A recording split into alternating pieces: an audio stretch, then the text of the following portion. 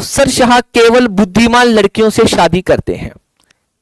अफसरशाह है ना, कोई भी ब्यूरोक्रेट्स है, अफसर है व्यक्ति, तो वो केवल बुद्धिमान लड़की से ही शादी करेगा।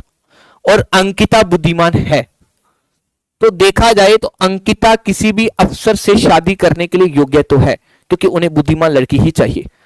तो अंकिता किसी अफसरशाह से शादी करेगी या अंकिता नहीं करेगी? अब ये तो अंकिता की मर्जी है भाई, अंकिता शादी करेगी या नहीं करेगी। वो अफसर से कर भी सकती है और नहीं भी।